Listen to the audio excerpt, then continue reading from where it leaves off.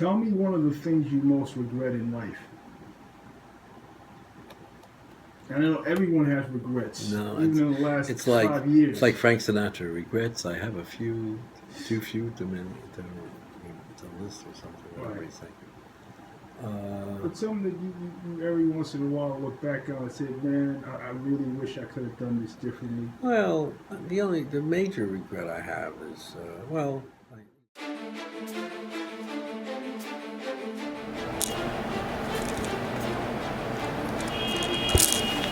Okay, I'm ready to go when you are. Okay.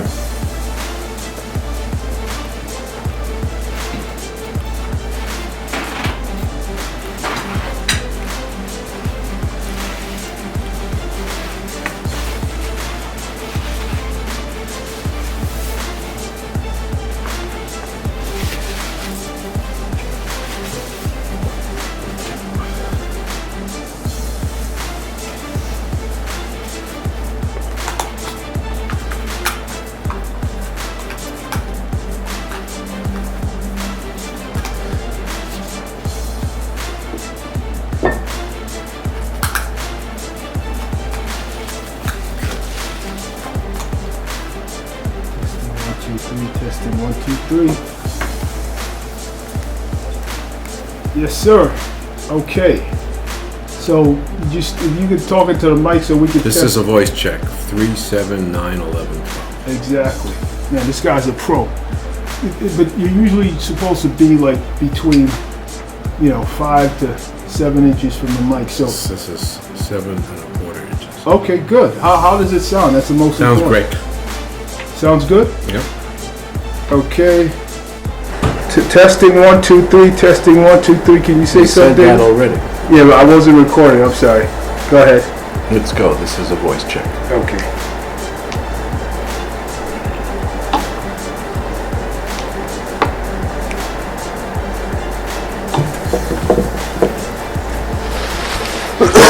This is David's. This is. Oh, okay. How do you sound? Great. Okay, great. Great. I have a very soft and mellow voice. You do. You got a good voice. So here, this interview is going to be broken down in 3 parts. I don't want to know about it. Oh, okay. Do it. Okay. Don't make me think. Okay, good. I just want the first part is I talked for 3 minutes. Go ahead. I just wanted to know, and then after my 3 minutes, sit here while you do. That's the thing. It's a pre-roll because it's going to take 3 minutes. I'm going to make you a nervous wreck. Buddy. You are going to make me a nervous wreck. Okay. But I'm kind of used to it. Okay, we got this shade test video cameras, micro recorder. Okay. And then after I give a Pat Riley quote, that's your signal that it's gonna be ready. Okay. Now I don't want to stroke your ego, David, because you're also known by some of your critics as an egomaniac, and even your allies concede that you have an healthy ego. So my first question, half jokingly, is: do you plead guilty, innocent, or take the fifth on being an egomaniac? Oh, that's a little bit harsh. I'll take the fifth. Okay. I know I will plead to having a strong ego. I think in order to have leadership, you have to have a strong ego. But other than that, I'm not buying any of it. Because you keep saying critics. All I hear is quotes from Mark Cuban, quotes from Pat Riley. Where are those critics? Well, those critics have you have your share of critics. No, I understand that, but attach a name. Oh, I see what you're saying. I kind of, like I said, I do not give a whole lot of credence I'm not letting you get away with it. You started out by saying people say that's no. Some of the criticism over the years, you read articles. They're not they're not all of them are household names. So I don't want to. A beat writer says David Stern is overrated. I give more credence to people like. I have a big ego. I can take it. I got you. All right, come on, let's go. My first question is: I heard that you once defeated Donald Trump in handball, and he asked. That's not true. For a rematch. No, not it. Actually, it was doubles tennis. Doubles tennis. Okay, thank you for correcting me. That's even better. And if there was a videotape of that, that would absolutely go viral. The Playboy, real estate magnate and future president of the United States playing the NBA commissioner in table tennis. Doubles tennis. Doubles tennis. Not table tennis. Doubles tennis. Tennis. So just flesh out. It's a suburban United States sport, They play tennis in the city. Flesh that anecdote out for me, because I can just picture that. I mean, that was a pleasant afternoon. I was playing doubles with Tish, who's home we played at. And Donald was paired with a gentleman named John Veronis, and we played tennis. And I'm pretty sure, if my memory serves me correctly, that Bob and I won. Probably 2 sets. And every time I've seen Donald, I say, "Hey, David, we have to play again." It wasn't, I said, "Oh, no, Donald, we already played once. That's it." That's funny. Now, if I saw him again, I would say, "Mr. President." Yeah, and I guess that shows about both his competitiveness and his ego. So how did you guys end up playing together? How did you meet David? Both guests of Bob Tish. Okay. Bob Tish was he and his brother Larry owned CBS Sports. The family owns the New York Giants. Bob was the former postmaster general. Right. And a great person, as was Larry. And we were social friends. So you didn't want to give him a rematch for that, huh? I would have given him a rematch. I just kidding. Gotcha. But neither of us was ready to run to a court to play. That's funny.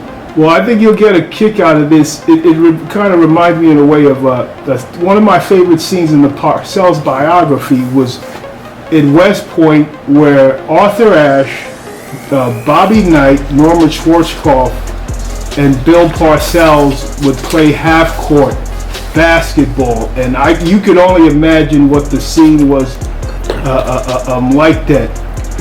Over there, I'm sure it was competitive. With those characters playing basketball all together. What you were a basketball player as a kid, right? I played basketball. I wasn't a basketball player. So tell me about that. When did you realize that you had no future in basketball? Almost immediately. I was 5'10" when I was 12. Okay. I went from being a 5'10" center to a 5'10" forward to a very slow 5'10" guard, so I was only good for getting my nose broken, trying to get rebounds and get rid of the ball as fast as possible. That's funny. That was my specialty. A 5'10" forward and center. That's almost like being a 100-pound sumo wrestler. No, but you're talking about, we're talking 60 years ago. Okay, and give us a quick scouting. What was David Stern's go-to move offensively? Boy, just my go-to move offensively was get rid of the ball and then head to the hoop to get the rebound from someone else who shot it. That's funny. If I had to, it was a one-handed, set or maybe a jump shot, but nothing special. Okay, it's interesting that you named Robert Tisch, because he actually is the question that I want you to answer now. Because Trump made a couple appearances in the Parcells book, and I think you could give me insight into one of them. That the first owner of the New England Patriots was Billy Sullivan. Billy Sullivan. Right. He lost millions investing in the Jackson Victory Tour in the mid-'80s, so he was forced to sell the team. And in 1988, the top bidders were Donald Trump, Robert Tisch, your friend, who's, as you said, the Postmaster General, and Robert Kraft. Now, Trump and Kraft lost out to Victor Kiam, and also Tisch lost out. Victor Kiam of Remington, he bought the team.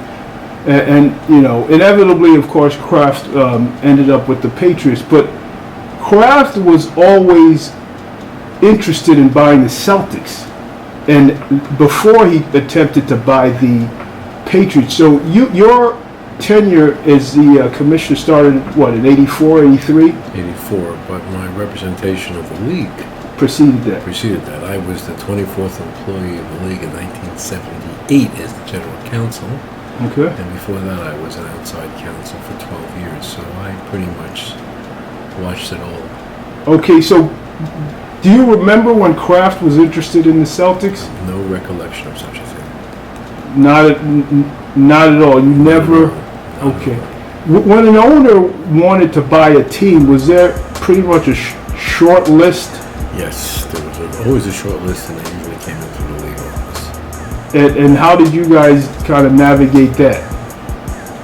Well, we would tell them anything they wanted to know, and answer any questions, and let them know that there were forms that had to be filled out, having to do with their combination of their character and their financial ability, and go from there. Okay. And your post commissioner office is a couple of blocks from Trump Tower, right?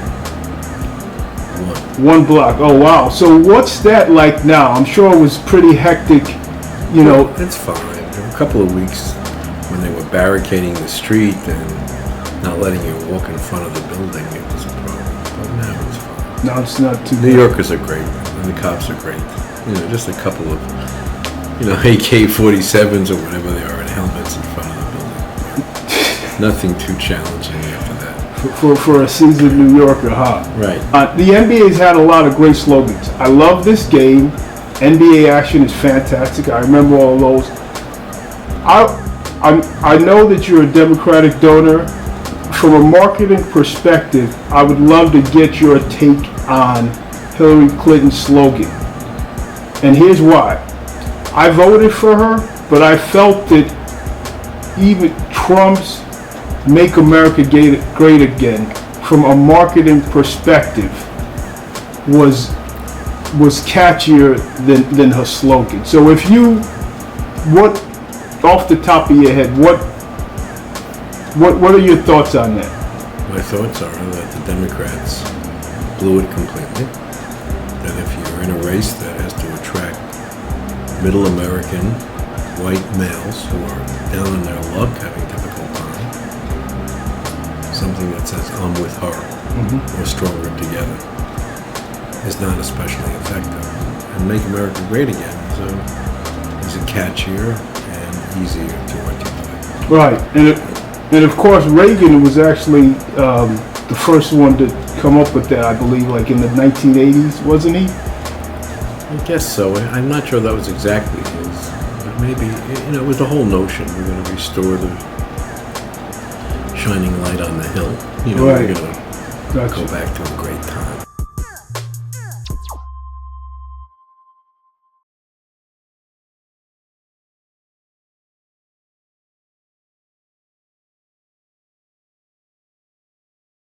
But Hillary's people, not Hillary, but whoever was doing her marketing, missed the mark.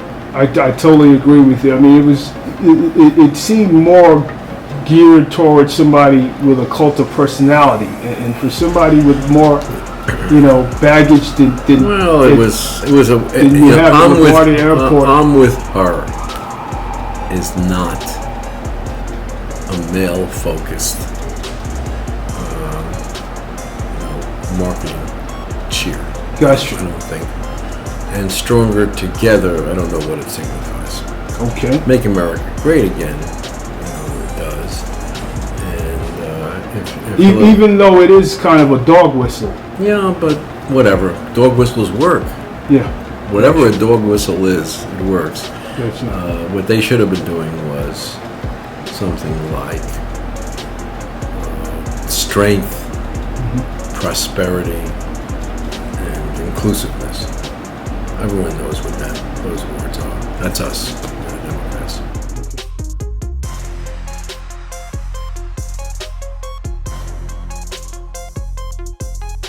Okay.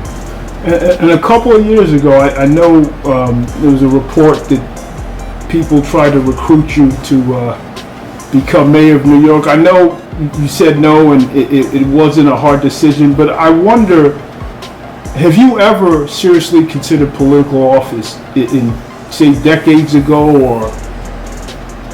No, I knew that I could use the platform that was a national travel platform as commissioner.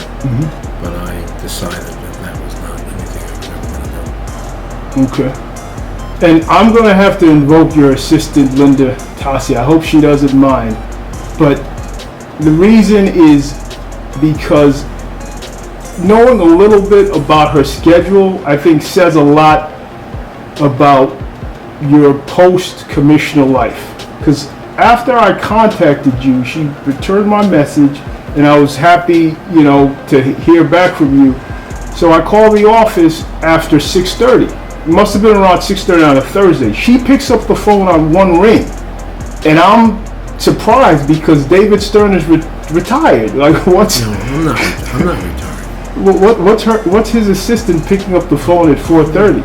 Bad assumptions. I'm not retired. Okay. I'm working. Right. And our office hours at the NBA were 10 to 7. Mm-hmm. And they still are.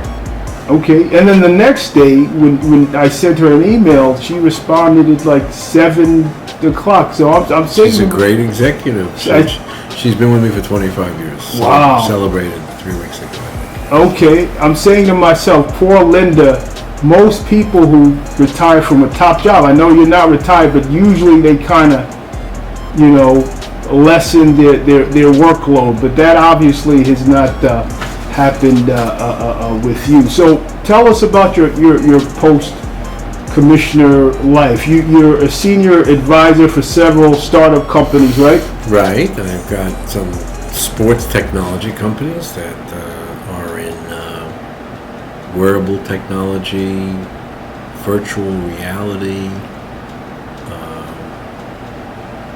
artificial intelligence, and video streaming, some broadcasting apps that allow people to either call their own games or have other people call the games other than the announcers that are scheduled.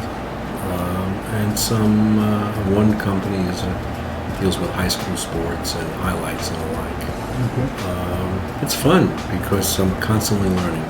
I'm constantly driven to keep up with people who are digital natives. And I'm a digital immigrant, but I'm adjusting. Gotcha. So that's good. And and I'm a senior advisor to a venture capital firm, a strategy firm, and a advisory-based investment bank. So I'm keeping really busy. It sounds like it. Are there one or two ideas that you're excited about, or would that irk some of your other partners if you just mentioned one or two of them? Well, I'm excited about all of them, but one that recently had an experiment is a company called Shot Tracker, which is a company that, using a sensor on your athletic shoe and a sensor in the Spalding ball and the wiring of a gym, can do real-time statistics. Real-time. Wow. So they know exactly who's scoring, or what the score is, what the shooting percentage is, who's doing what. And in fact, if you do the Shot Tracker fan app, you can have it on your cell phone so you could see in real time whether the coach is doing the right thing or not, playing the right combinations. Wow. Taking out hot players, putting in hot players and the like. And I think that's going to be, revolutionary, because it also works at the college level for practices and the like. So even if your practice is 3 courts, rather than having a student manager keeping track of the shots and everything, Shot Tracker can do it in real time. So I think that's fun. But there's another one called. But before we go on, so who's using Shot Tracker now? Well, they're still it's still in the developmental stage. But last weekend they did the NAIA tournament. Cool. In Kansas City. 35 games in 5 days, separated by 15 minutes a game. Wow. And it works, and it's great. That's exciting. It is very exciting. And they're now at the Final Four at the coaches' convention, signing up others. So it's exciting. And everything I'm involved in, I find that life is full of opportunities to learn. And these are These are companies that are teaching me. Another one is streaming. It's called Fubo, and it is streaming all manner of networks and games, and I think will be quite successful. Another company is Lifelike VR, virtual reality, which has a great capacity to capture games and what is VR and include social experiences with the VR. And there's another company called StatNews, which uses artificial AI, machine learning, artificial intelligence, machine learning to basically ingest everything that you would want to know about a sport and give you a quick answer. And another one called Overtime, which is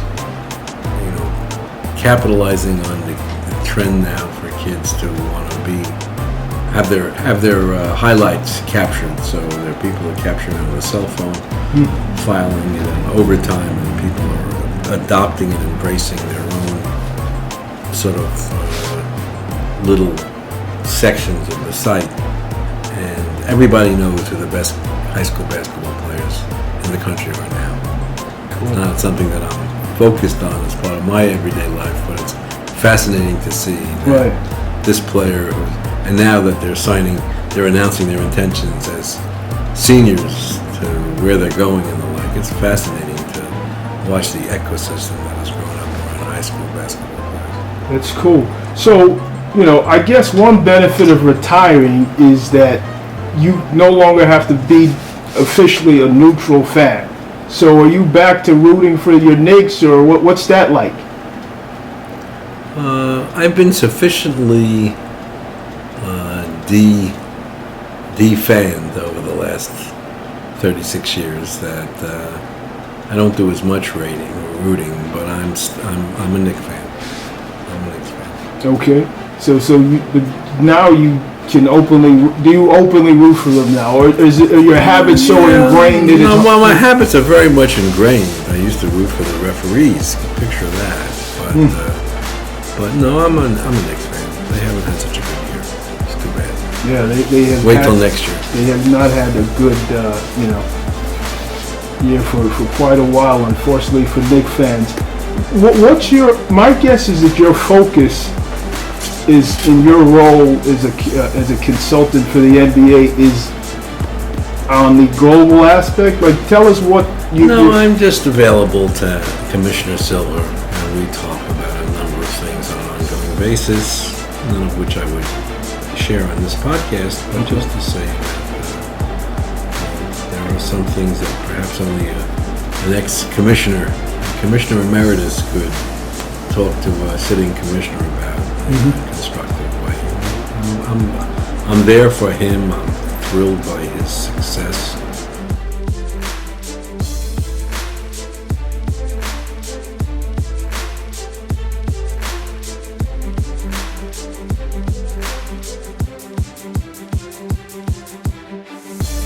Poor guy worked with me for 21 years and 5 different jobs, and they all reported to me.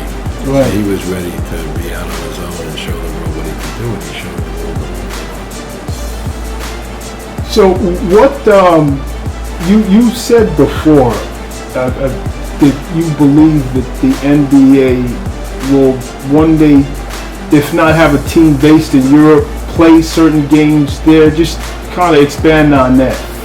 Well, usually in response to questions, Adam and I first and now him occasionally, we talked about what would be the right situation. What people don't focus on is that through exhibitions and regular season games, the NBA has played over 160 games outside the United States as we sit here in 2017. We actually opened the season with 2 teams in 1990, regular season games in Tokyo. So we've been at this for a long time. But what I said and have said is that in order to be outside the country, rather than just playing an occasional regular season game in either Mexico or Japan or even Europe, because we play regular season games now in London and have for the last several years. Now we would have to probably put a division in Europe Cool. 5 teams. You know, we would have to make sure that the affinity was there, that the economics were there, that the television rights were there, etc. But short of that, and that's not happening anytime soon because you'd have to have 5 perfect arenas as well. And although there's one in London, and there's one in Berlin, and there's about to be one, or I guess there is one in Paris. They just remodeled and totally gutted and fixed up Bercy in Paris. So you got 3 European arenas. You don't even have 5 to choose from. So I just don't. It's not happening anytime soon. So if ever. Is it going to happen before Newt Gingrich's prediction of having a colony on the moon, or? Yeah, probably. Probably. Okay. Or before life is established on Mars. It's funny. Hey, Elon Musk said, I think he said in 50 years that he would have. Listen, I love it when people sign up for a mission to Mars. Adults with families. Oh, I'm going to Mars. That's good. You're never coming back. That may be, but we're going. So it's funny. But it's.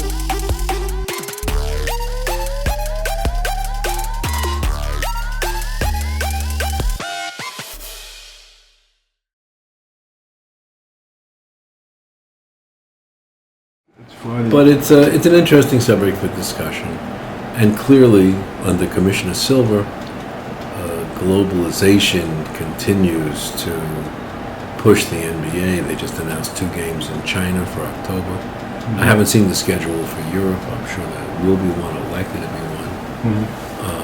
And the U.S. players played in Rio successfully, and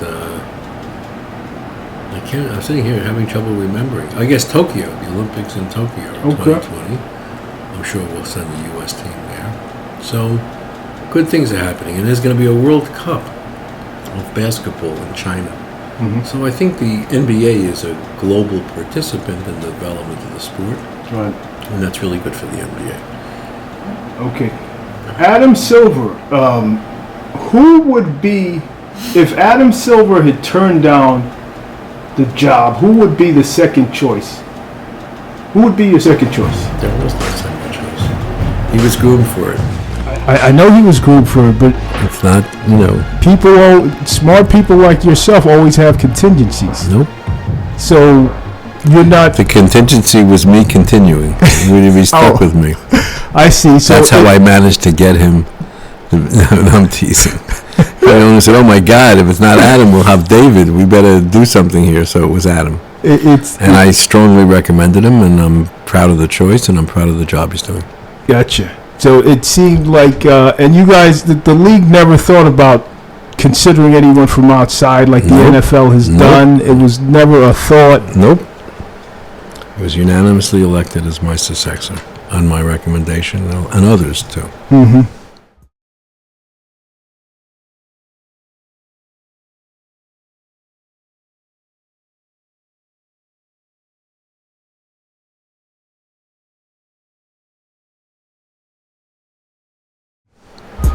I got you. Okay, last season the NFL, they had a drop in ratings, at least temporarily. It seemed like a confluence of reasons: Colin Kaepernick, the concussion issues, the presidential election, the interest there. If you're a senior advisor for the NFL, what's the gist of the guidance you would give them? I would say don't panic. We still have the strongest sporting presence in the United States, second to none. No one comes close to your ability to deliver audiences and achieve for sponsors. You might think about speeding up your games, which they are doing.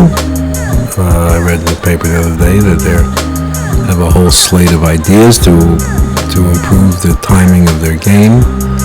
And, other than that, just keep on, and be mindful. I guess there's a discussion going on about injuries and the like, which is not unimportant, but you have to deal with it. And they're enacting rules changes that are lessening the risk of injury as well. Okay.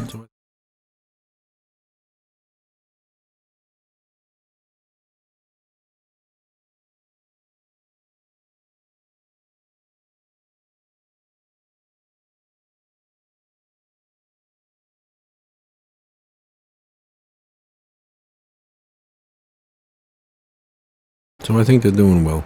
And similar type of question with ESPN, and they're going to be a power for the foreseeable future, but apparently they're losing some subscribers because of cord cutting. What would your advice be?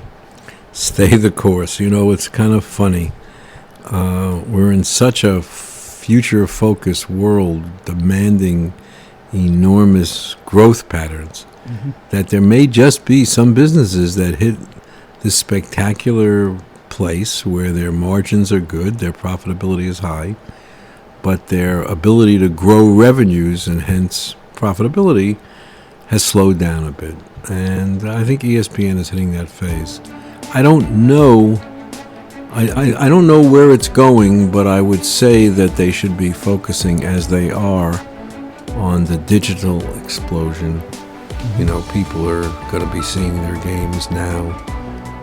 One game was shown on Yahoo, another season was shown on Twitter, and I read the other day that some of the big technology companies are lining up to bid for Thursday Night Football. Right.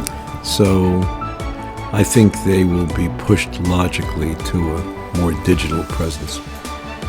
Okay.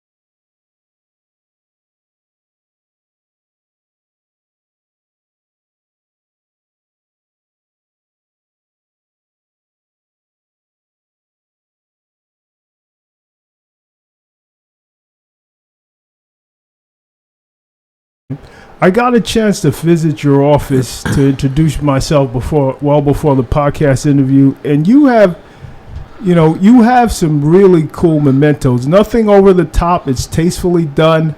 I noticed that President Obama had sent you a really nice note after you stepped down, talking about your legacy. I think a picture and a nice note from Mark Cuban about how much you've helped him.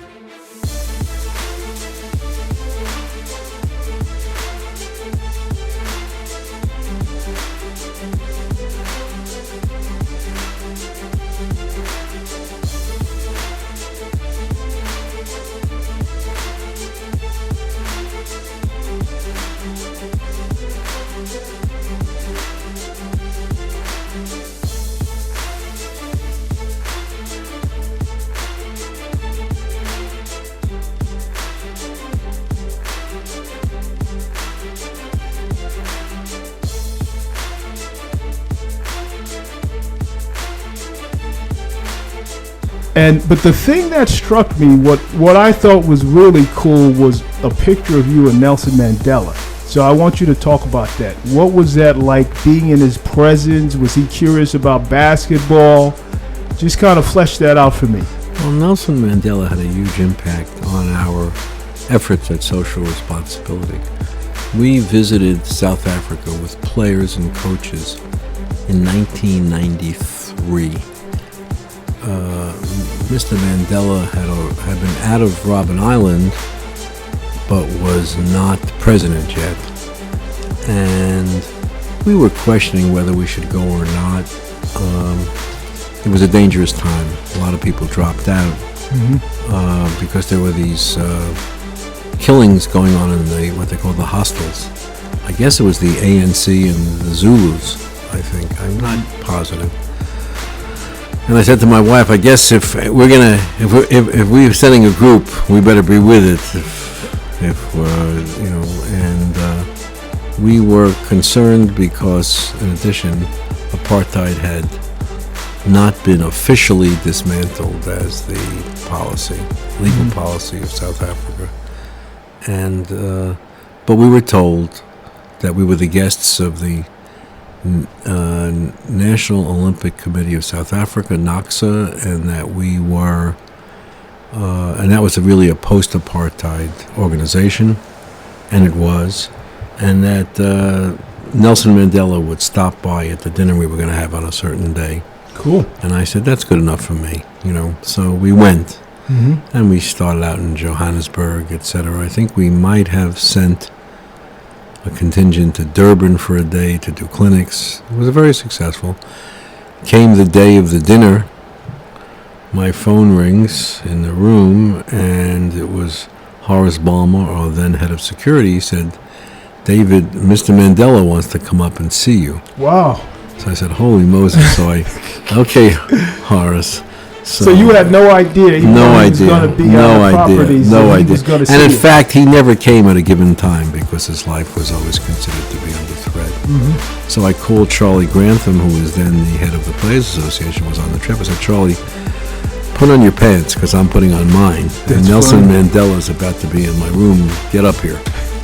And he did get up there, and knock, knock, and there was soon to be President Mandela. And Charlie and I and my wife Diane had the opportunity to sit with him for 45 minutes. And what was the conversation like? What was his personality like? His conversation was as calm and almost beatific as I could possibly imagine. In fact, it moved me towards the end of the conversation to say, I don't understand. How are you so calm, and why are you so calm? Why aren't you angrier? And in the course of the conversation, I had indicated to him that summer was my summer for dissidents, because he was a dissident and a hero. And I had also seen Natan Sharansky earlier in the summer in Israel, and he was a refusnik who had spent something like 9 years in the Gulag. Wow. And he said to me, he had it harder than I did. I said, I don't understand. You were in Robben Island for 27 years. He said, yes, but I had books. And he didn't. So he thought that reading was really a big deal. Number two, he said to me that he was glad that we came. Who's this saying this name? President Mandela. He said to me, I'm really glad you're here. And I'm glad because I think sports really has the capacity to solve problems and bring people together. Little did I know that in the movie Invictus, he would live that, okay, where he used a mostly white rugby team, but showed his support for it, which was politically potentially an issue, but he wouldn't let it be. And he said, I'm really glad you didn't bring books. And we said, why is that? He said, because our children can't read. As part of the rebellion and opposition, we pulled them out of school. So it was an interesting and soulful mix of things. And he said to me that one of the reasons that I'm finding him so calm was that if I'd come 3 years ago, he would have been in jail. And if I'd come last year, he would have been, in effect, out, but helping with decisions, etc. And if I come next year, he's going to be president. So he was pretty cool with all of that. And I did go to his inauguration. And we then went downstairs, and he stayed for the whole dinner. We have photos of him at the table wearing. We put a jacket on him. Gave him a basketball. He was wearing. I think maybe the tradition of kids wearing their baseball caps with the tags hanging down might have been initiated in 1993 by Nelson Mandela. So he was a great man, and he was very influential, for us at least, in helping us to understand what the benefits of social responsibility and using sports for the best possible things to happen. Right. Okay. Let's. What would David Stern be in an alternate universe? With alternate facts, you mean? I guess so. You know the scientific term alternate universe or parallel universe. Parallel universe. Yeah, I'm familiar with it. And it can't be a lawyer. That's too easy, because I know even if you weren't an NBA commissioner, you would have been a lawyer. But I'm thinking more based on your interests as a teenager, your backup plan in college. What would you be? What would David Stern be in another world? I would be a shopkeeper. My dad had a delicatessen. I enjoyed working there and interacting with people there, and I always enjoyed sort of waiting on trade, as they say. Okay. And being proud of the organization, being, vigilant about maintaining it and the like. So I was, my father was determined that I would never do such a thing because he wanted me to be a professional. So I went to law school. Right. But I would have been happy doing, many things. I never thought about it because I never had to make difficult choices. I graduated college. I went to work. I went to a law school. Then I went to a firm, and the firm happened to have the NBA as a client. Right. So I worked on the NBA for 12 years, or many of those 12 years. Then I went to the NBA. So by the time I stepped down as commissioner, and I hate to use the word retired because I'm not retired, I had received paychecks from only two organizations, the Proskauer Rose Law Firm and the NBA. Right. And that covered 48 years. So I've never really had to delve into the parallel universe issues, and I've been extremely lucky that way. I gotcha. Well, what's your secret passion? A hobby that people who don't know you closely, know you well, might be surprised about? No, I'm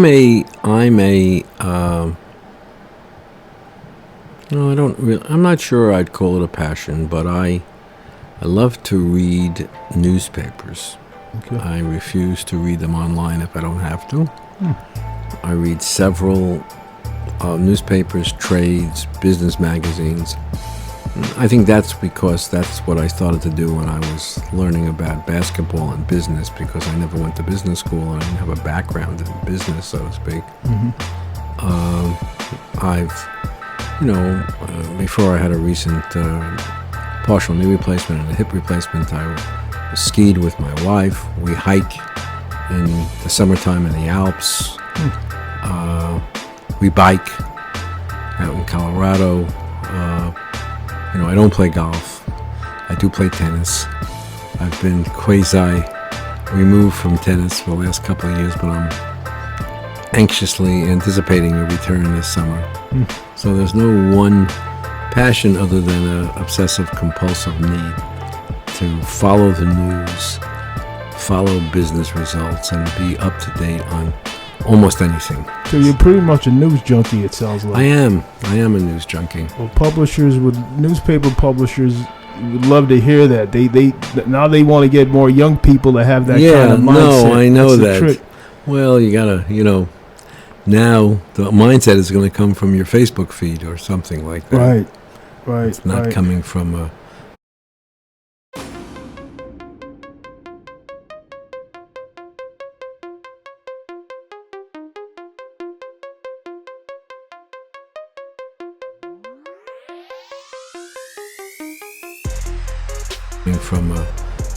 there are people who say, you still touch newspapers? I am, yes, I love newspapers. That tactile touch, I think it's great. Right. So, who's influenced you the most in your life? Well, it's pretty easy, actually. There was different parties, but, I worked for my dad, and he was a, pardon the pun, a stern taskmaster. who drove me in certain ways. And I think he had a very important influence on me.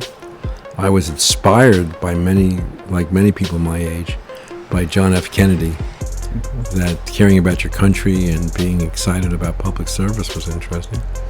And I had a mentor at the firm who was a stickler for detail, who wanted to, everything should be written perfectly and be as short as possible. And he was a litigator and I was a litigator. So your mentor, who's your mentor? His name is George Gallants. He recently passed, but at the age of 100. Wow. But, he was a lawyer who I went to work for at the firm. And then when I withdrew from the firm, and he was the lawyer on the account, the NBA account. And then I worked for or with interesting people. Larry O'Brien was the commissioner. Of course. That I went to work for. You say of course, but most people don't remember. It's interesting. If you say to a 20-something, oh, Larry O'Brien, and you say, well, do you remember that name? No. Do you know that Watergate was his office that the plumbers broke into? I don't know what you're talking about. I think most young NBA fans would know the name if you. But they would know that. Well, it depends. If they Larry were young, O'Brien, if they were young fans rather than old people like you, Nuno, they would be. If you grew up on me announcing games, announcing drafts, and if you're 25 years old, by the time you were 10 or 11, you didn't hear about Larry O'Brien. I got you. But I'm just thinking. And as a matter of U.S. history. Right. That's what I'm saying. If a young person knows even a little bit of history, if they don't know the details, they at least know a name. I got to tell you, I don't think they know what the Bay of Pigs was. Oh, come on. I used to watch the Jay Leno show, and he would go out on the street and ask people questions. Who is Antonin Scalia? Wait a minute, don't tell me. Does he play for the Dodgers? I've seen those clips, but sometimes I wonder if they just cut out the people who give correct answers, because you can't. It's hard to believe, but it's true. Huh. That's the quality of the discourse and knowledge. That's really sad. So, what's the best life lesson that you could share with our audience, and when did you learn it?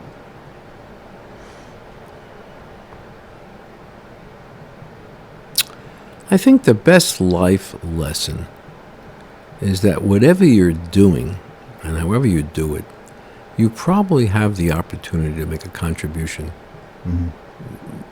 to some bigger issue, whether it's the way you conduct yourself, the way you deal with others, or the way you use whatever platform you may have. The fact that we were able to interface with Nelson Mandela, which was almost happenstance. The fact that I was commissioner when Magic Johnson announced that he was HIV positive, and that sparked a debate, or really a conversation in this country which was extraordinary and game-changing with respect to HIV. The fact that I was in the middle of, Ron Artest going into the stands and having this horrible brawl. When people ask me, what do you remember? I don't say, oh, I was there when Michael Jordan did this or did that. I think about when I was there protecting the NBA and its interest, because that's the way I am. Right. And then we had the opportunity to start NBA Cares. There's always some opportunity by sort of choosing A or B, and you should be alert to that possibility, because there are a series of choices in life, and it may not seem so at the time, but you will have the opportunity to make a contribution. Okay. Well, that leads me to this, with the series of choices. What was the biggest turning point in your career, I guess?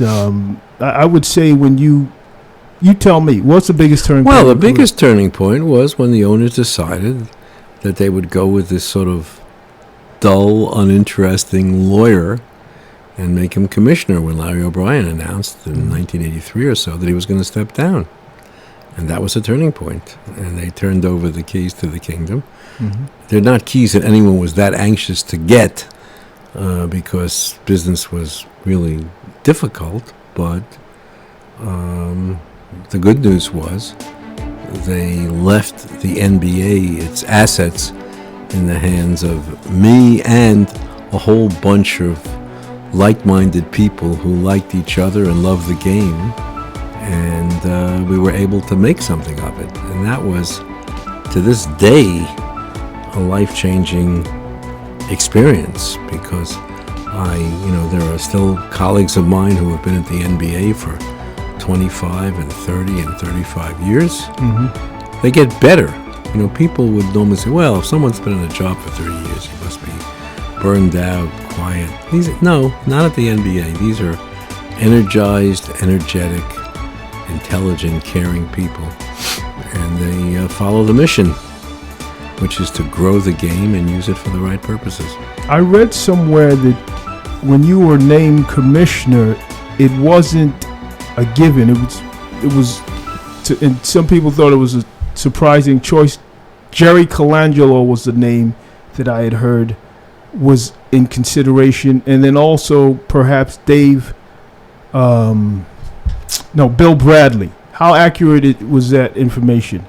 I don't recall those names, but there were other names, and as it was announced as unanimous. Whether it actually was or not, I don't know, but it was announced as unanimous, and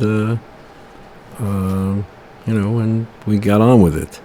And I don't think that the owners held out any great hopes for it, honestly. It was what it was. It was a league of, I'm trying to remember how many teams we had at that time. 23 teams, not doing particularly well, no great income, no great television, no great anything. And as you mentioned earlier, was denigrated because it was too black and had too many drugs, and none of that. The part about being black was true, but the drug part was highly exaggerated. And we had our hands cut out. We had our work cut out for us. Okay. What living person, presumably a public figure, do you dislike the most that you've never met? And you may be wrong about that person based on what you know, but I'm just curious. Really? Yeah. Mitch McConnell. Mitch McConnell.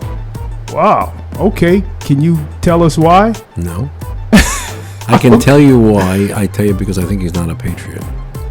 I think he's so happy, having finally succeeded in being the head of the Senate, that he is not going to consider things fairly, but only from one side of the house. And I think that patriots, are able to work with the other side. I saw yesterday, was it Senator Warner and Senator Burr? Senator Burr from North Carolina, Republican. They're getting together on the Senate Intelligence Committee, and they're going to hold hearings. And it practically brought a tear to my eye, because that's what our country is supposed to be. I was brought up or knowledgeable at an age of, Everett Dirksen and Charlie Halleck as the leaders, Republican leaders of the House and the Senate, and Lyndon Baines Johnson and Sam Rayburn in the Senate and the House on the Democratic side. And people were certainly political animals, but at the bottom of the day or the top of the day, they made deals that in the end were good for the country. And I just don't see that. And how long have you felt this way about him? Is it a recent thing, or just it's been for a while? It's mostly recent, when he became the Senate leader. Okay. And conversely, a living person you greatly admire who you've never met, but everything you've seen about the person, you're like, okay, this is a great person. This is a great man or woman. Well, unfortunately, I've met Barack Obama, but I would put him into that category. But I've been in his presence. All right. Who I haven't met. Yes, who you have not met. I'm pretty lucky. I've met a lot of people. You have. That's one of the things. Nelson Mandela. I mean, that how doesn't good get is better that? than No, that. it doesn't. And I've sat with Muhammad Ali. Wow. When he got an honorary degree from Columbia. Oh. I don't know. I don't know someone who I haven't met that I greatly admire. I think I've sort of met everyone. That you greatly admire. Yeah. In at some point. Yes. Okay. Who do you miss the most who's dead? And it cannot be a relative. Oh, I think that John F. Kennedy and Robert F. Kennedy, whatever their foibles and their personal stories were people who inspired us to be better and to worry about our country. I miss that. I miss that in politics and government and life. Okay. With John F. Kennedy, I thought you were going to mention somebody you actually know personally. With Kennedy, I didn't know him, but I knew him. I mean, he was like, we used to get up to watch his press conferences and be inspired by him. His death, along with the death of his brother and Martin Luther King Jr. and Malcolm X, who was not my favorite, but these were people who engendered a debate that this country lost. Okay. And I think that's very, very sad. Okay. And speaking of death, what's the closest you've ever come to dying? I have a theory that most friends or relatives don't know how close. I've led a charmed life. The problem is you never know. I mean, 2 years ago, this July, my sister went in for surgery, and it was to have a bone fused in her ankle, and it was, what do you call it, elective surgery at the time, because she didn't have to do it. And the morning after the surgery, she died because she had a blood clot. So I think you're always on the edge. If you cross the street in New York, if you've had a hip replaced or a knee partially replaced, you're always running a risk. And I think we're all always dancing with death in a crazy kind of a way. That's kind of why I asked. So even as a kid, not a near-death experience, a car accident? I once ran across the street and almost got hit by a car. I've never... a month ago, I was carrying my wife's skis. I fell down 3 steps, banged my head. Oh. There was blood all over the parking lot. They came with an EMS ambulance to take me to the hospital. And honestly, other than some blood that they had to come use bleach to get out, everyone assumed I had a brain injury or unconscious. When did this happen? It happened in February. February and where? In Snowmass, Colorado, in a shopping center. So I'm assuming you. Oh, you said it was in a shopping center. Right, I was walking down steps to the parking lot, and there I was, lying on the ground, with people asking me if a very kind stranger saying, "Who are you? What's your name? What's the day of the week?" He wanted to see how bad it was. It wasn't bad. It turned out to be not so bad. But I did have what they say is subcutaneous stitches and staples in the back of my head. It was an interesting day. That does not sound like a minor injury. No, it turned out to be relatively minor, but I mean, it turned out to also, it could have been not so minor, but it was. Right. It was not life-threatening. And when you're telling these people who you are, when they're asking, none of them recognized you? No, it's just who I am, David Stern. Where do I live? Gave my address. What day is today? Things like that. What's your most valuable possession as far as sentimentality? Something you value.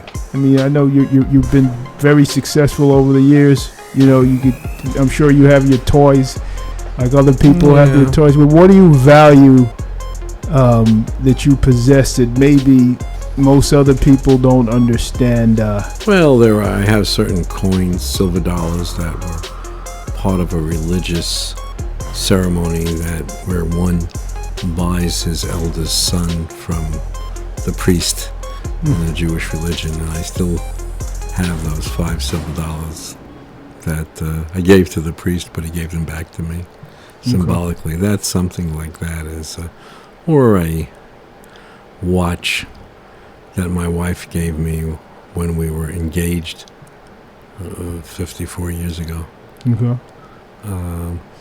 But I don't have a lot of possessions.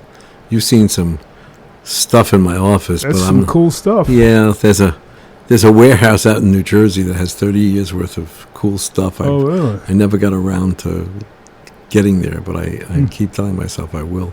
And it's been 3 years since I stepped down. What's you talked about being a newspaper junkie, and you read a lot of newspapers. What's your favorite book? Something you've read more than once, multiple times. Oh, I haven't. I don't do that. I don't read a lot, and I just read pulp novels. Jason Bourne is my Robert Ludlum. It's good stuff, or something that my kids give me to read. My sons, something about the coming war with China, or something about fallen angels. So you're a Civil War story, which is novelized, but I don't. I got into this habit of in the here and now, and if there's one thing that suffered from that, it was the development of a reading habit or protocol, for which I'm regretful, but I haven't turned it around yet. I see. Well, it sounds like you are a fiction reader. Oh yeah, I don't even understand how people figure out how to write these. Yeah, I don't. I think it's great. They're inside the CIA. They're inside this country. They know this about history. My God. Yeah, I think it takes a special talent. Even though I'm a writer, I could never in a million years write fiction. Well, I'm assuming they pick a country or they pick a time and they have a bunch of researchers that do the work for them. I don't know. Otherwise, it's just too much. What are you proudest of in your life, the most proudest of in life? Well, I'm proudest of the fact that I have 2 sons that have been through college and law school, and a wife of over 50 years, and we're still an intact family, or at least as intact as most families. That's good. And from a professional perspective, I'm proudest of the fact that I played some small part in demonstrating that America could be persuaded to focus on merit and performance rather than race in choosing what sport to follow. Because I think that clears the way for the application of that principle across the board. Sports might be the cutting edge, but the reality is that you come to the NBA, if you've got game, you play. And it doesn't matter where you came from.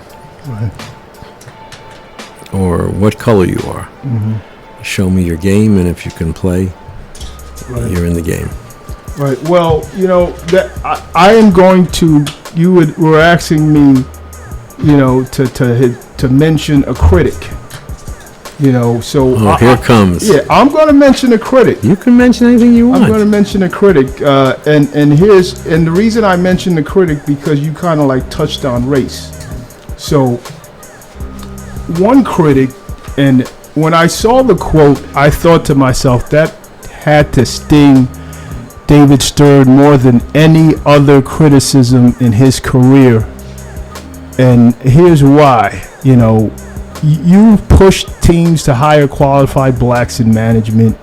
You've recruited black ownership, not Michael Jordan and Robert Johnson. I remember reading about it in 1989. I believe they were from Denver. Bert Lee and Peter Bino. Right. Bert is deceased. Bino's a friend. Okay. Great. And you have a lot of a close relationship with plenty of league executives and former players who happen to be black. So, how did it make you feel when Brian Gumbel dubbed you, quote, unquote, a modern plantation overseer, unquote? My reaction was that Brian Gumbel is an idiot, and that I considered it a badge of honor. He was repeating something that the players' representatives had said in the middle of a lockout. Oh, really? He was like just regurgitating something. Oh, He's okay. the same guy that did a feature on our players and tried to sensationalize their nightlife, and you know, even though he happens to be black, he was talking about our guys and the women they hang out with, etc. I have no respect whatever for him, so that didn't upset me at all. Wow. Okay, that comes as a surprise, because I just felt he kind of like went in. No, he wasn't the first. You know, when you're involved in a harsh couple of collective bargaining agreements and negotiations and lockouts, you're going to get the race card played against you. Okay. But that never bothered me. Gotcha. Even though it's a little different coming from him because of who he is in the platform. My response was, I have done more for people of color than he has. Wow. Okay. And another thing, another criticism he had made, I think partly he criticized you for the dress code, and he said that you like to keep the hired hands in their place. Of course. Now, I feel that I am sure there are a lot of white people who work for you who would say you keep them in their place. I would just my guess. I would just encourage them to be all they could be. But you know what? The dress code was, it's actually quite funny, and Brian Gumbel probably is sufficiently ignorant that he couldn't tell you what the dress code is.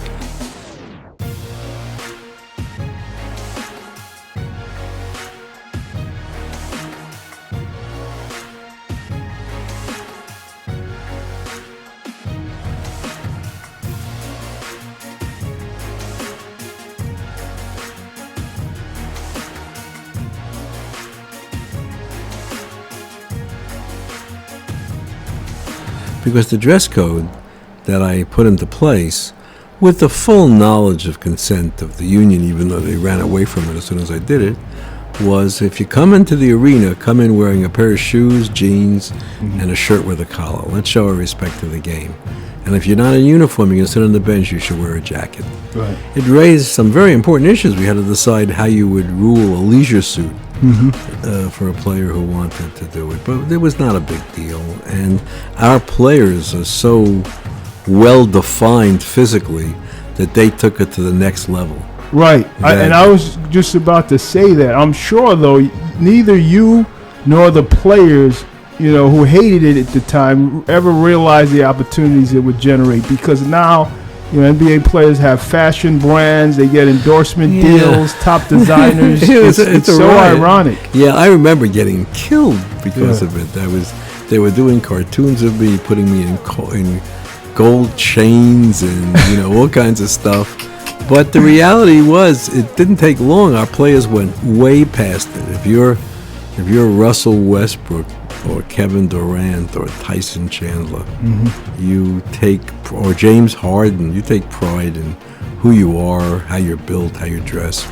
Okay. And actually, it's really part of what I'm proudest of, which is our players who had the worst reputation in sports. When we all started this journey, they were in the basement of the pyramid, I say, and now they're at the top of the pyramid. That gives me great pride every day. Okay. People listen to them, respect them, expect them to do the right thing. They work in their neighborhoods, they work for their communities, they speak out on issues. That's exactly what we wished for. Tell me one of the things you most regret in life. I know everyone has regrets. No, even in the last it's like 5 years. it's like Frank Sinatra. Regrets. I have a few, too few, too many to list or something. Whatever Right. he's thinking. But something that you every once in a while look back on and say, man, I really wish I could have done this differently. Well, the major regret I have is I wish I could have spent more time with my kids when they were growing up. I was totally focused on the NBA. Mm-hmm. Didn't spend enough time at home. I wish, as a professional matter, we could get to where we had to get to without lockouts and all of the attendant publicity and posturing that has to come with it. Mm-hmm. But on balance, I'm a pretty happy camper. Gotcha. Well, congratulations on the Sacramento Kings naming a street after you. That's pretty neat. That is cool. Now, was it a real street, like a fully formed street? It's a real street. I went out. We opened up the arena, and it's actually not a real street. It's a street. Okay. There's a major thoroughfare, and off the thoroughfare is a street that goes up to the building and has office space on it, and the address of the arena is on that street is 500 David J. Stern Walk. That's pretty awesome. That's cool. That was cool. Really But cool. actually, the coolest thing is that the team was there. Right. They built a great building. Mhm. The fans were rewarded for that loyalty, and the team is going extraordinarily well. So, but what I find interesting about Sacramento, I lived in Seattle for 5 years, so you know where this is going. I was a beat writer for the Sonics, and it seems like they're parallels, except Sacramento got to keep their team, and the parallels as far as the fans being passionate. Seattle fans are passionate. They have a rich history. And it seemed like the main difference was, well, maybe the politicians of Sacramento, were able to satisfy the NBA, and the politicians of, Seattle, Washington State, they kind of ticked you guys off, and the fans got caught in the middle. So No, the fans always get caught in the middle, one way or the other. okay, so what was the main difference? It's not fair to call them just politicians. The government officials of Right. Sacramento went far in identifying a site and coming up with a series of subsidies that ultimately didn't cost Sacramento anything, but at the time they might have, because when they pledged the parking revenues from the garages to help secure the bonding that was necessary to build an arena, they didn't know what ultimately happened would happen, which is in Sacramento, as the deputy mayor told me, or the deputy city manager, the assessed valuation in the area of the new building went up $180 million a year, every year, bringing in huge tax revenue increases, real estate taxes. Mm-hmm. And so really it had paid for itself. But Mayor Kevin Johnson was out there doing whatever had to be done. In Seattle, I think it was the Speaker of the Seattle House said our players should take a cut in pay and put the money into the fund to help build the building. Mm-hmm. That's nothing we have to work with. Nothing. So we tried hard. I testified. I visited with the governor. I did the same things in Seattle when I did in Sacramento. But there was a leader in Sacramento, Kevin Johnson, who was intent on keeping that team. And remember, he was differently motivated because there had been huge subsidies from the city for the baseball team and the football team to build their two buildings. So our basketball was the third man in Sacramento. This was the game. And the city was very proud. They were very strong.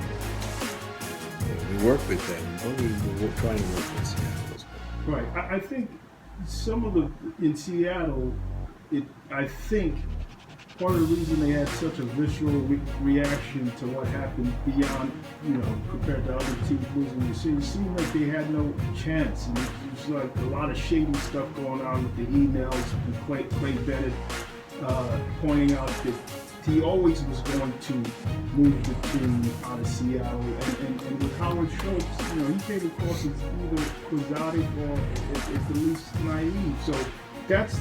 I understand, but I think Howard was surprised by how hard it is to sell tickets. Mm-hmm. He's a great marketer. He sold a lot of tickets. And he sold the team. Clay Bennett won it. Howard made a good profit. Right. But he was under the impression, according to him, they were going to leave that team in Seattle. Well, I was saying, we followed he couldn't get the building done. He hired lobbyists, he did all kinds of things. It didn't work.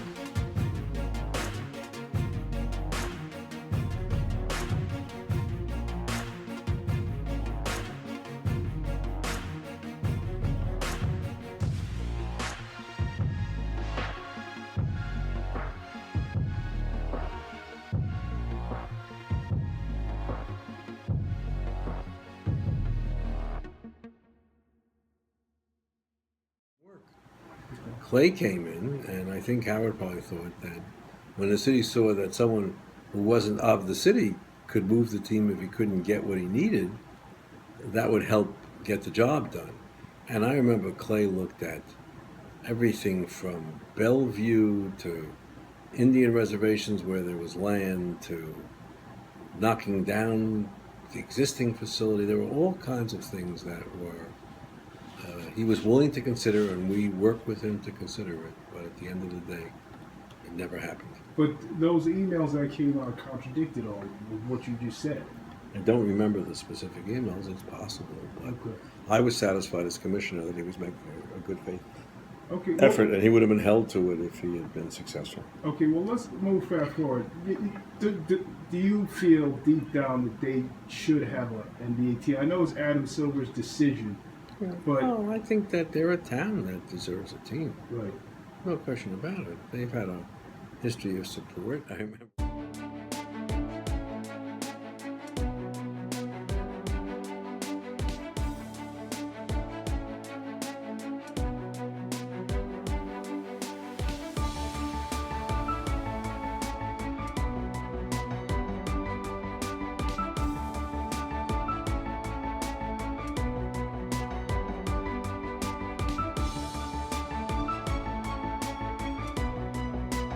I remember when they won those games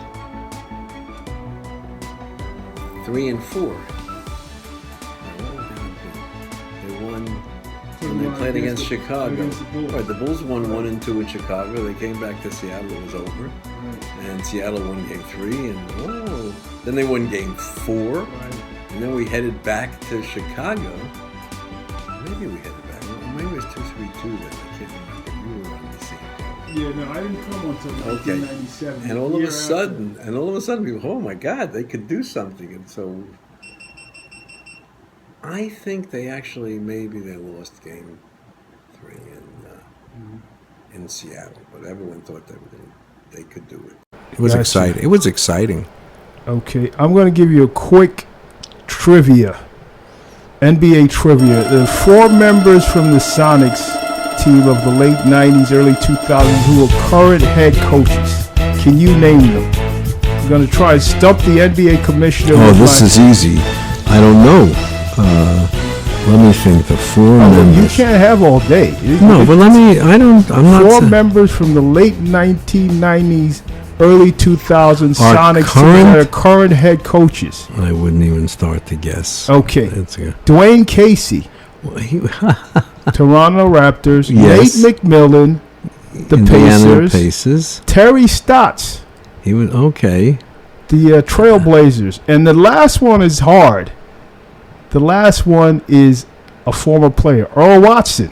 The Phoenix Suns. Wow, that's a really, pretty cool stat, right? That is a pretty cool stat. That's an amazing stat because, oh my, you got me. Sorry. That makes me feel proud.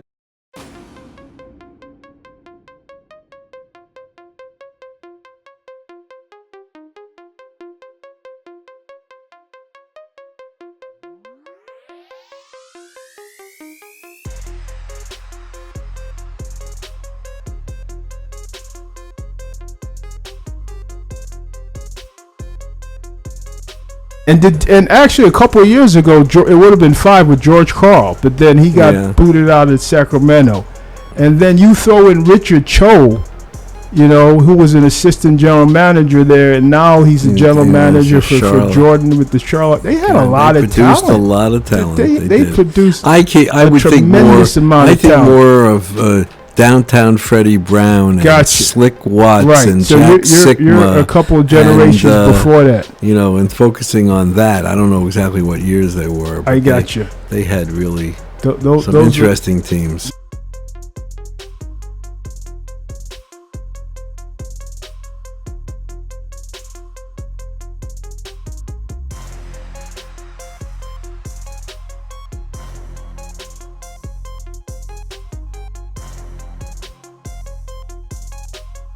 Another personal factor. I actually introduced Dwayne Casey to his future wife, Brenda Lundberg. Good for you. Catch. She was a catch. Okay, so let me get to a few more NBA-based questions. The NBA has always been a leader in pursuing new technology, cable TV rights, satellite TV, digital cable.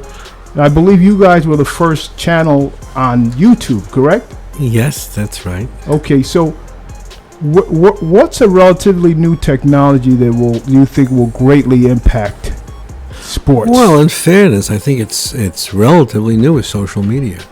Okay. I mean, I just saw that Snapchat made a deal with NBC for the Olympics for the second time. Mm-hmm.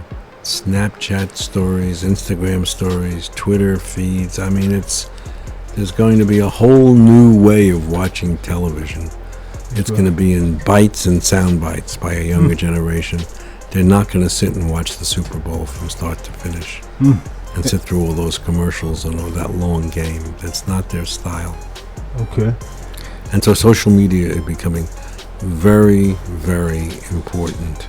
And it's not really social media just as to be social. It's a different kind of delivery and a different attention span that's really interesting.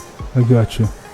And I remember hearing or reading that there was something you tried out that turned out into like a German porno site or something. What's that about? Well, I just said, I think it's a throwaway line that I saw 2 presentations, one from Second Life and one from YouTube. I followed them both out of the hall, and we made a deal with both of them immediately. So we were the first channel on YouTube when it was owned and run by a gentleman by the name of Chad Hurley. Okay. And then there was Second Life, which was a virtual world where you would hold meetings and do other things. And I said, I think I have an avatar on that site that's probably more of a German porn site than it is anything else. I'm not sure. But it wasn't literally a German porn site. No, it might be. I don't know. Funny. I heard that it was different, so I don't know exactly. That's funny. Now, you find Greg Popovich, everyone, most NBA fans knows about this in 2012, I think $250,000 apparently for not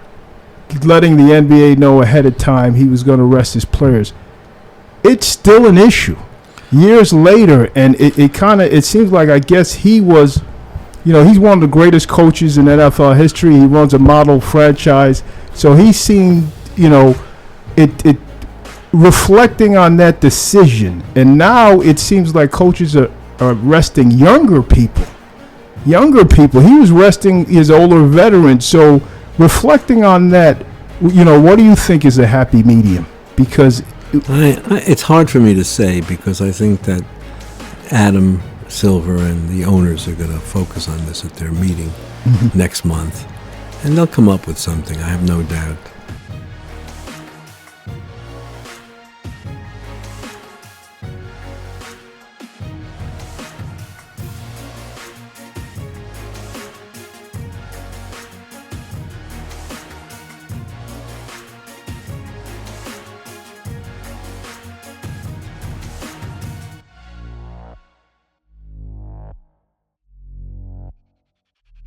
The truth is that sometimes the coaches are, I recognize their concerns, But do you really think it's 100% about resting and not a little gamesmanship?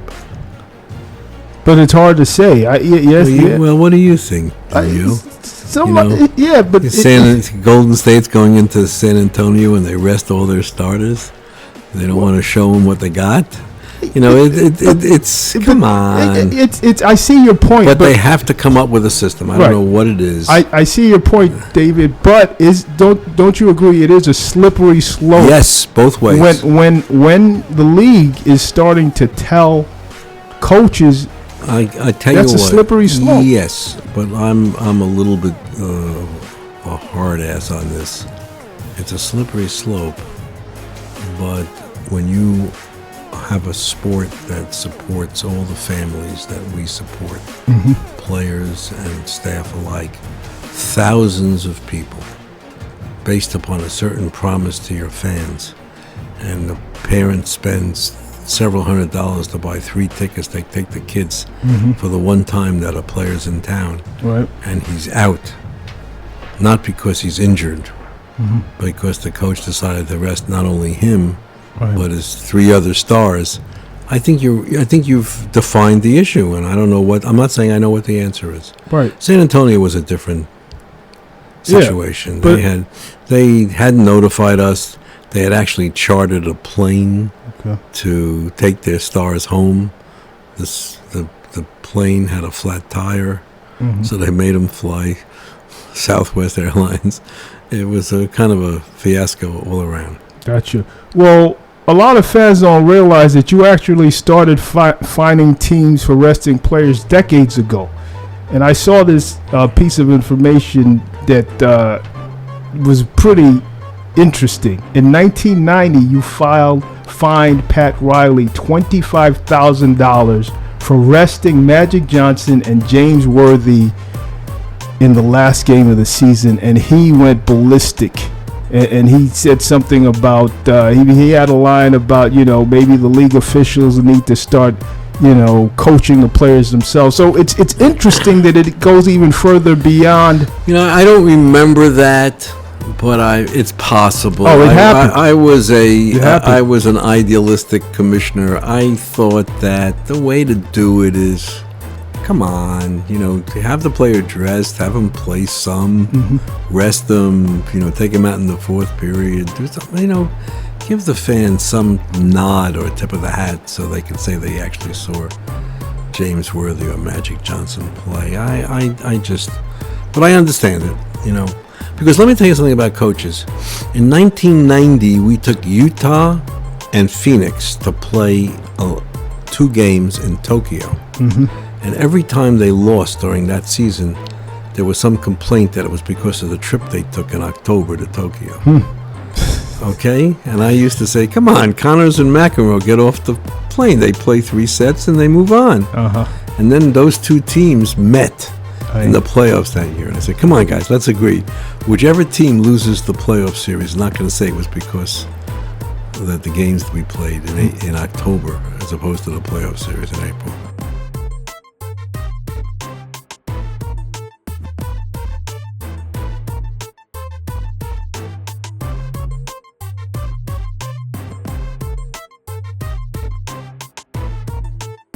So, coaches have a right. They're very protective. And they do their job, and they get fired if they don't succeed. And so it's up to owners to set the standard. What are your thoughts on Magic Johnson being named Lakers president of basketball operation? Even someone, Phil Jackson's basketball acumen has been pretty much a bust running the Knicks. So what are your thoughts on Magic taking that job? I only have one thought about Magic. I love him. Okay. That's it. And I wish him well. All right. And he's so industrious and applied that I'm sure he's going to do well. Gotcha.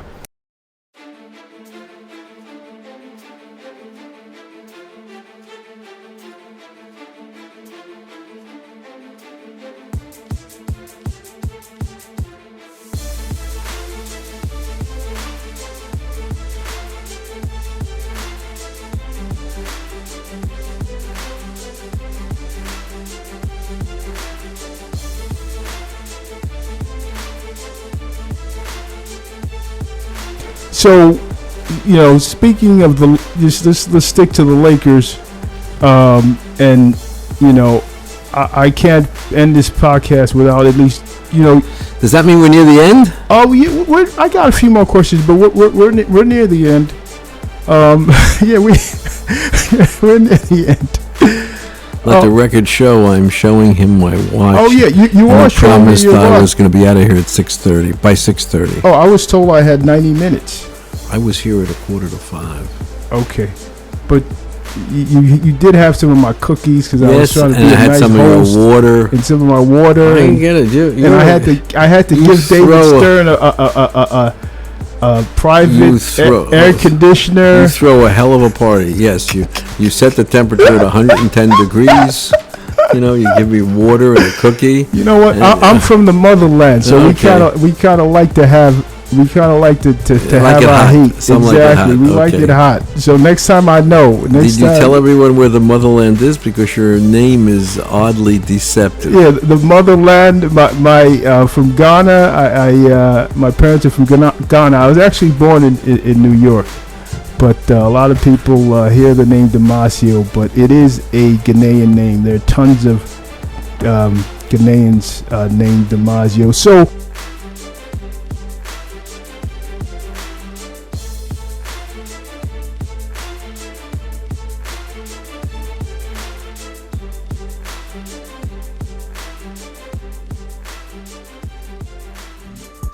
So let's talk about that infamous proposed trade from 2011. We'll make it quick because you finally commented on it recently, but some might say that you came across as a lawyer on OJ's Dream Team, meaning you kind of navigated in semantics. The bottom line that I want to ask from you is, can you explain what happened in layman's term to the fan on the street?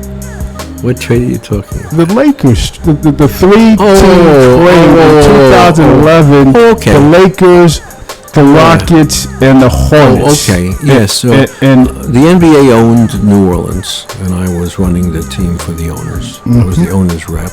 Right. And there had been a promise made to Chris Paul that he would be traded. Because he had been a great player for New Orleans and a great community representative, but the trade was made without authorization of anyone who was in charge of supervising the team, and at least the trade was shaped.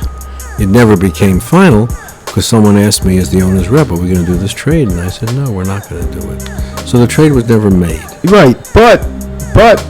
The general manager wanted that trade to happen, and he was overruled essentially. Let's just speak on layman's terms. Yeah. The general. There are lots of trades. There's no trade of a Hall of Fame player that isn't signed off on, by the owner. And this owner's rep did not sign off on that trade. And the average fan on the street wants to know, without getting into semantics, why. Why? Was it because we weren't getting enough in return? It was about Louis Scola, Kevin Martin, and Lamar Odom. And in retrospect, I think 4 out of the 5 aren't in the league anymore. Just the guard in Miami. Dragic? Right, he's the only one in the league. Was he in that trade? Yeah, okay. He was in that trade. I don't remember. Okay. So you're saying we just it was only based upon what was good for New Orleans or what was not good for New Orleans. Had nothing to do with the Lakers at all. Okay. And in fact, in the course of the weekend, we thought we could redo the deal. Mm-hmm. We really thought that Houston would be ready to part with Kevin Lowry. And we had a trade lined up for Odom that would have gotten us a good first-round draft pick, but not we, but my basketball folks. But Mitch Kupchak at the time panicked and moved Odom to Dallas, so the piece wasn't even there for us to play with at the time. So that was it. Okay, well, just about what was good for the then New Orleans Hornets.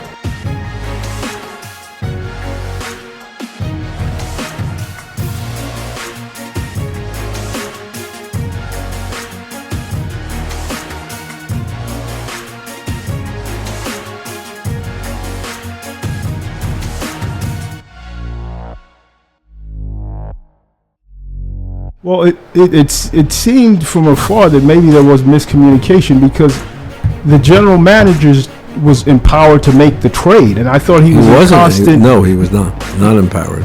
Not that final trade, but he was empowered to pursue a trade. Oh, sure, that happens all the time. But wasn't he in constant communication with the league office? No, he wasn't. Okay, so he was not in constant communication. No. In fact, the only time I learned about it was as we finished, I think, a board meeting that where we approved a settlement of the collective bargaining agreement in the strike. We were in the middle of strike. We heard it released. It was on Twitter or something like that, and it was clear that the general manager and the general managers of L.A. and of Houston were trying to make it seem like a fait accompli. They figured they could put enormous pressure on you to let the trade go through. I see. Would you agree that there was an inherent conflict of interest with your role as a de facto owner of the Hornets? Same as when Bud Selig was the owner's rep for the Montreal Expos. Right. Same as when Gary Bettman was the owner's rep for the Phoenix Coyotes or the Arizona Coyotes. I would agree. But someone has to do the dirty work. And it's a unique situation, probably will not happen again. No, I don't think so. Even though Laker fans are not going to forgive you anytime soon. I love them anyway. I found it ironic because you supposedly have favored big market teams. Yeah, supposedly. For quite a while. And then, on this one, you really... didn't favor anybody on this one. Got hammered. I just favored New Orleans. Gotcha. This is a contrarian take, but I don't think the Lakers necessarily would have transformed into a super team because the next year they still had the players that they had Kobe, they had Howard, they had Paul, and they still struggled. I know. So I'm not sure if Chris Paul would. I know too much. I can't discuss it. Oh, okay. Jerry Buss was a good friend, and I knew what it was in his mind, and he understood what I had to do in that circumstance. Okay, so do you have time for a few more questions to wrap this up? I'll give you one or two questions. Okay, that sounds good. Thank you. Well, we're going to this is the comedy section. Section. Maybe I have no questions left. Come on, let's go. So I want to know who your favorite comedian is. Tell me who your favorite comedian is, and offer a joke. I think that Jon Stewart, John Oliver, Give me one, please. I don't have a great joke. One comedian that you like. I love Jon Stewart. And talk about why you like Jon Stewart. Because he's got great facial expressions. He's got a sense of irony and humor. Mm-hmm. He has a somewhat broad range of vocabulary that is pretty good. And I think he did a great job on the Daily Show as a comedian and a deliverer of political commentary. Okay. All right. I'm going to give two quick jokes. I want you to grade them from 1 to 10. They're going to be really quick. Literally take 20 seconds. I'm going to try to set the Guinness Book of World Record for the shortest joke ever told. Are you ready? It's going to be quick. You ready? Right. Anthony Weiner. Okay. That's a good joke. Actually, let's guarantee at least a tie for the record. Weiner. That's very good. Thank you. You graded from a 1 to a 10. I give it a 10. Wow. Okay, that's a keeper.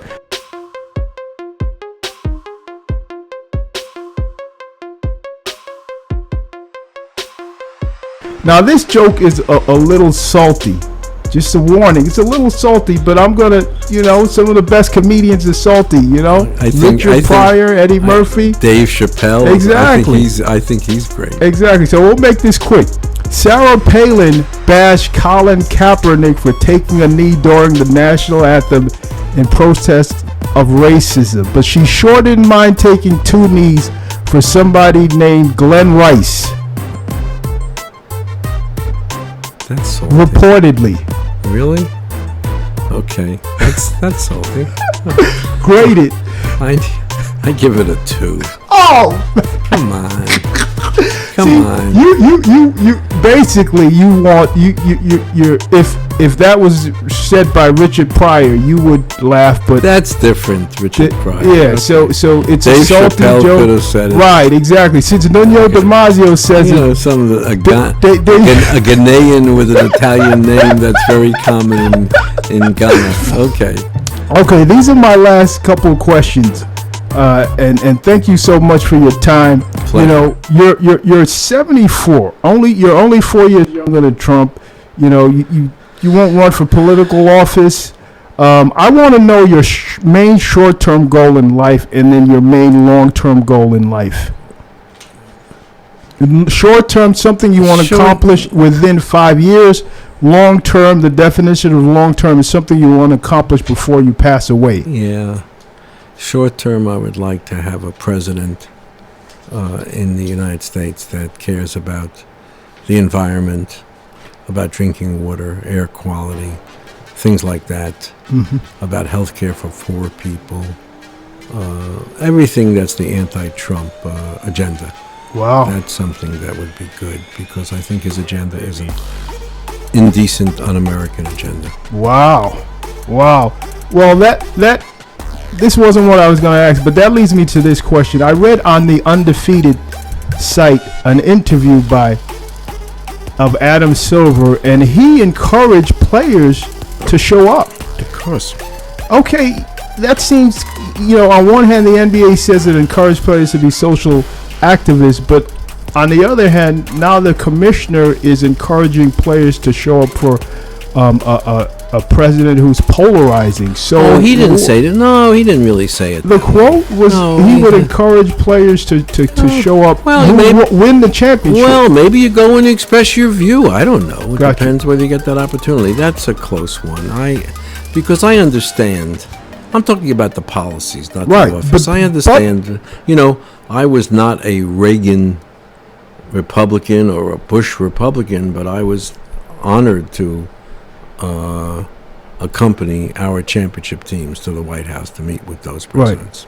But coaches like Greg Popovich, Steve Kerr have been passionate and eloquent in their criticism. What happens if they win? What happens? Stay tuned. That's what's great about sports. Okay, it's an that'd be ongoing cool. soap opera. Okay, so give me what you would want to be remembered.